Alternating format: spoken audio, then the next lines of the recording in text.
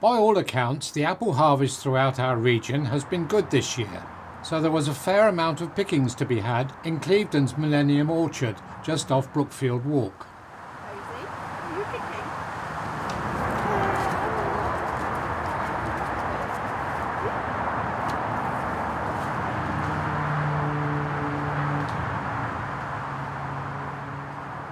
The 13-year-old orchard, established by local wildlife volunteer group Woodcutters for Wildlife, was taken over 2 years ago by Transition Clevedon, who have now turned it into a community orchard. You got a tip? Lovely. Rain staying off? Yeah, just about. That's good.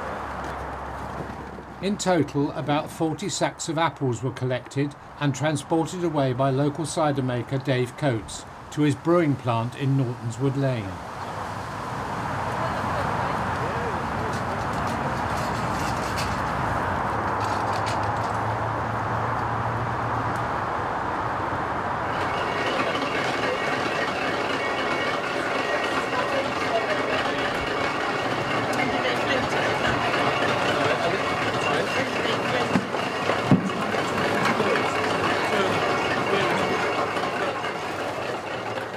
Using traditional machines, some of which were over 100 years old, Dave's brewing methods were totally traditional, starting with the mechanical crushing of the fruit.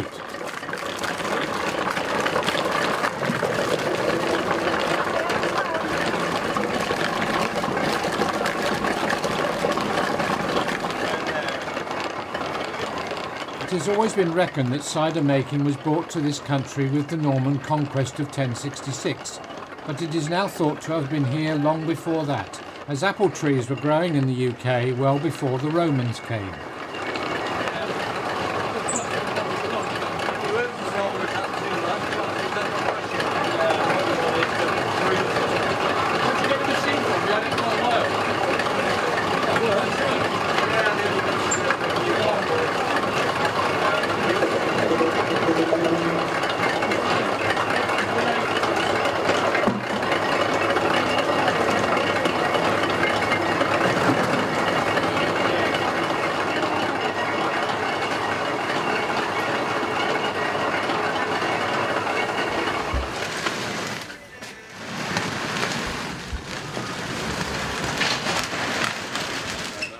The next stage of Dave's process is to crush the apples, and presses like this one were a common sight in local farmyards in years gone by. Long story. You can have a good bucket full per layer, just fill in right out. Do that? Yeah, that's fine. Spread it out or just... Just dip it in and I'll spread it around then. It's quite dry really. They can be. Juice running out of them, but this year everything's especially dry. Is that because of the weather? Yeah, because it's such a dry summer, I think. Yeah. Cider was produced in substantial quantities on farms. Every farm would have cider apple trees in the orchard, and it became customary in the 18th century to pay part of a farm labourer's wages in cider. How many litres should this make? A typical allowance on a farm would be 3 to 4 pints per day. Labourers were rated by the amount they drank. One comment was that a 2-gallon-a-day man was worth the extra he drank. In the western counties of England in particular, a farm worker would receive perhaps 1/5 of his wage in cider.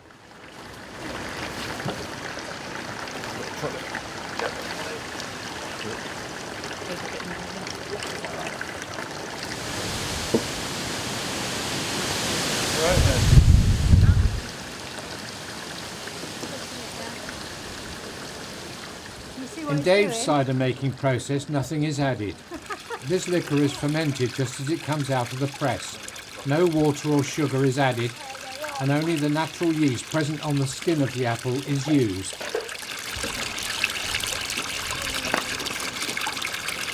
What do you reckon, girls? Does smell a bit cidery. All that from those apples we picked today.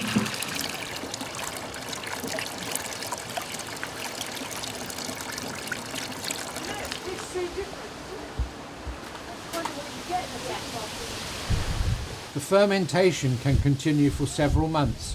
Indeed, Dave reckons this brew will not be bottled until February of next year at the earliest. He was doing a smaller job around his chap's house. He said, well, forget the money, let's call it whatever pound they call it. He said, but cash, you know.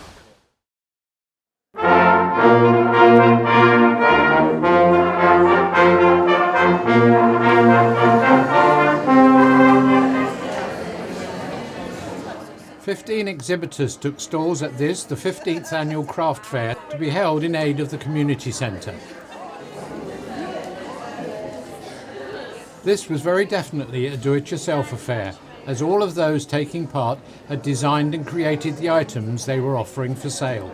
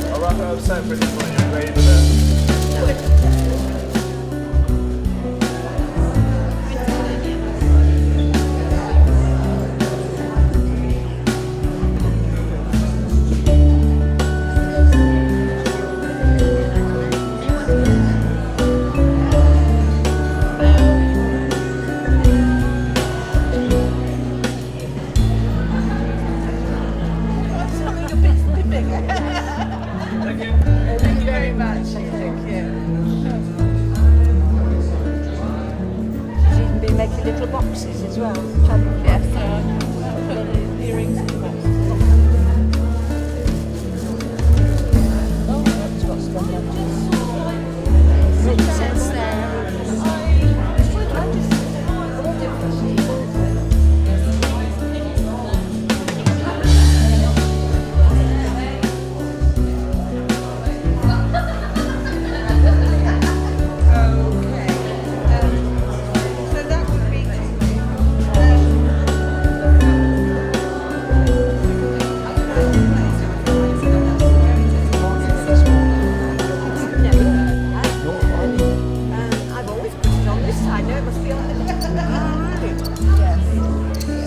So that one's much like bone. That one's much like bone.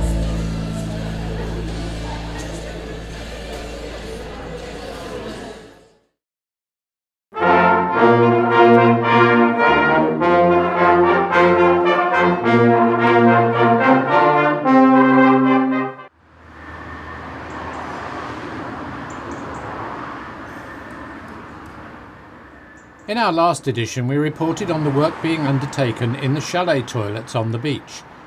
Well, we can now report that the work is finished. So now, for a fee of 20 pence, you can once again use the facilities.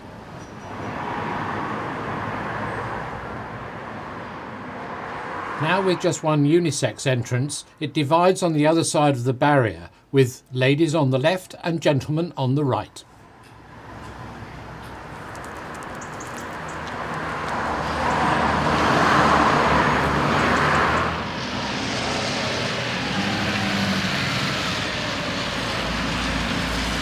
A number of changes have been taking place recently to our local buses, not least the introduction of these arrival indicators.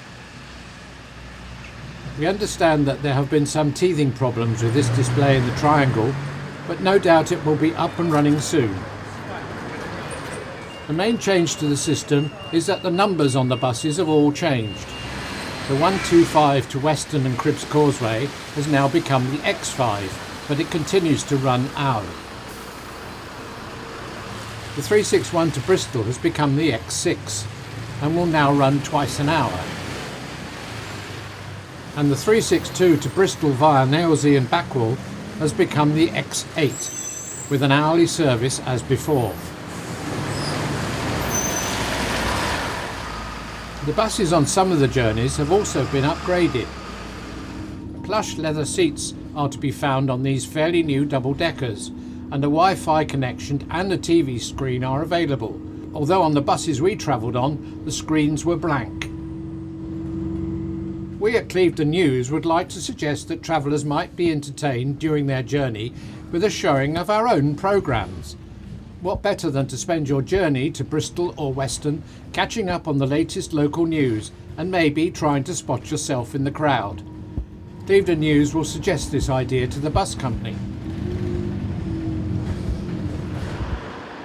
By the way, the green X7, operated by Pier Buses, is still running its hourly service to and from Bristol.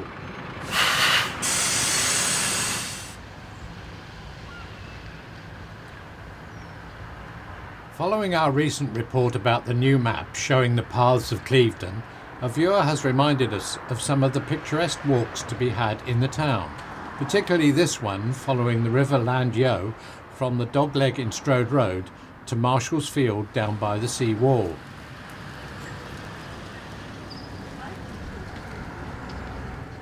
The path and the river it follows are maintained by the volunteer group Friends of the Land Yeo.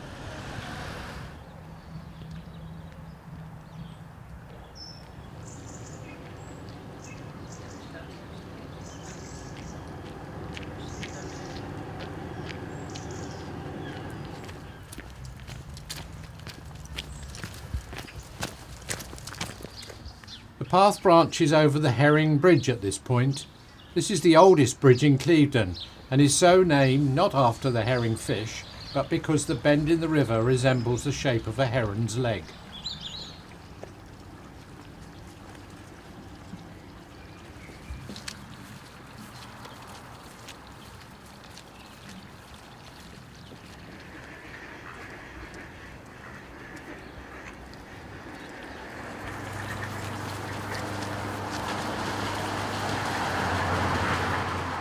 The walker has to cross the Southern Ring Road at this point and then onwards to the sea beyond Marshall's Field.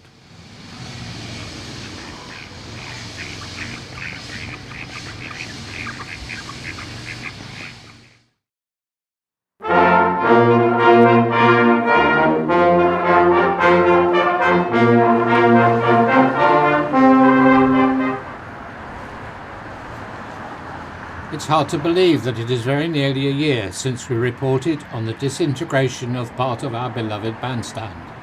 It was probably the constant battering of the weather coming up the Bristol Channel during the last 100 years which caused one of the 8 decorative panels below the roof to just come adrift.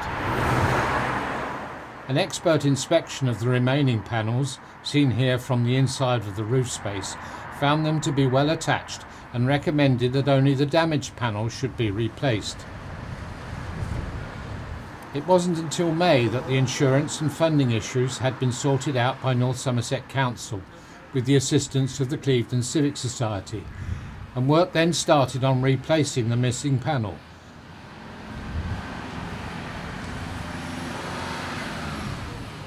By June, the initial rendering of the broken panel was pretty much finished, and the original pattern was then carefully drawn onto the smooth lime surface.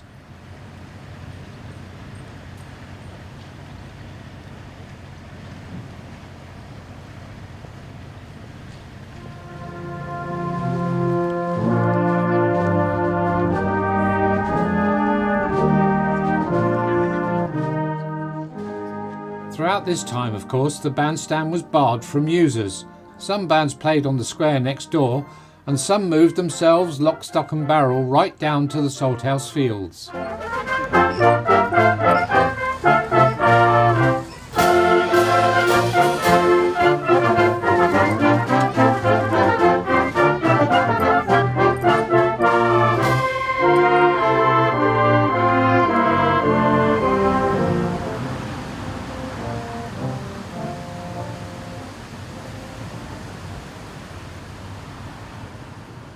During August, the paintwork on the remaining panels was also scraped off, and they were in turn rendered, and again the original pattern was drawn onto them as well.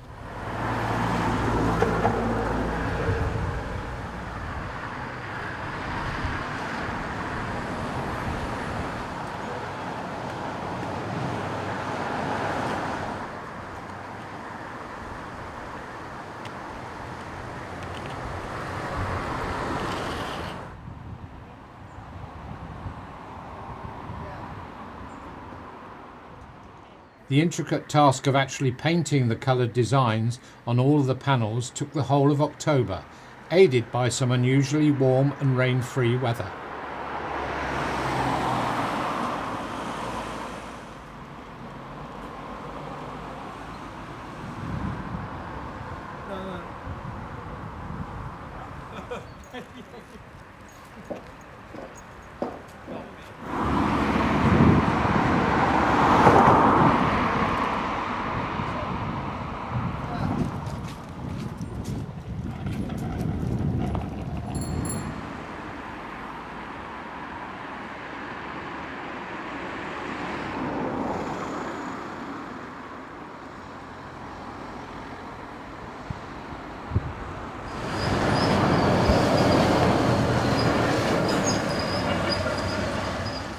Just under a year after the disaster struck, the scaffolding was finally removed on a bleak and rainy November Monday morning.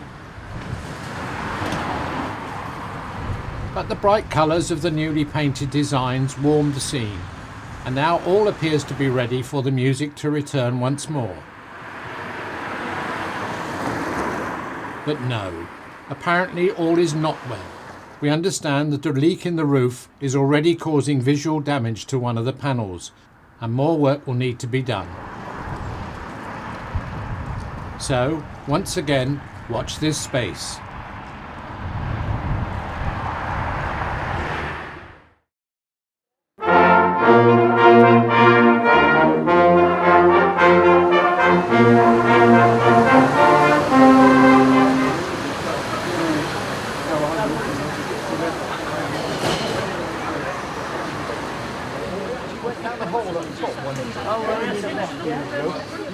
The 11th hour of the 11th day of the 11th month marks the signing of the armistice between the Allies of World War I and Germany for the cessation of hostilities.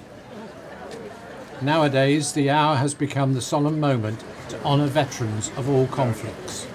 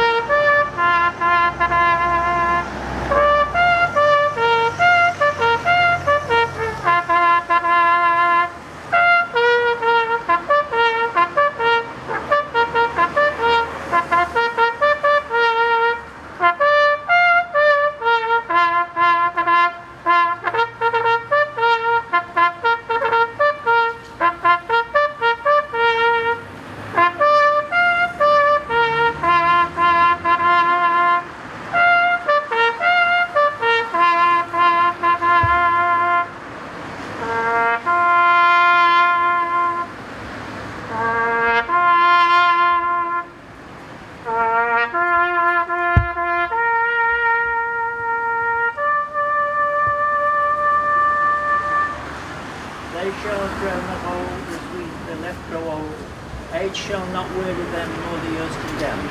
At the going down of the sun, and in the morning, we will remember them.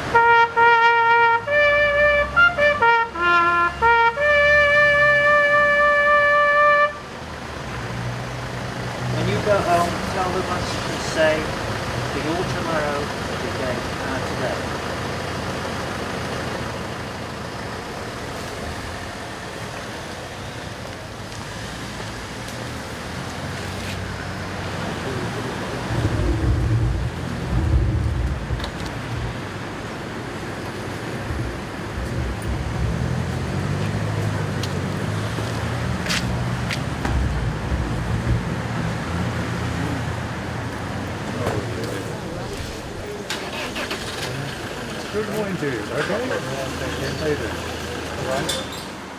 In Hill Road, at the same time, David Harris, proprietor of the Spinning Wheel Wool Shop, marks the occasion in his own way.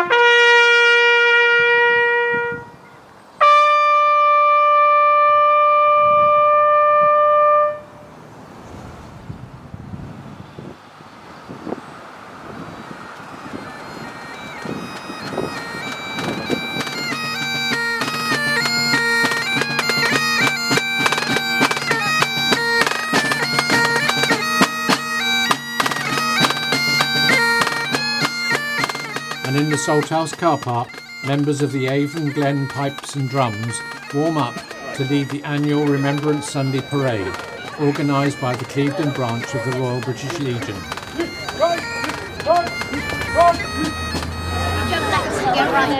As he came back, so he just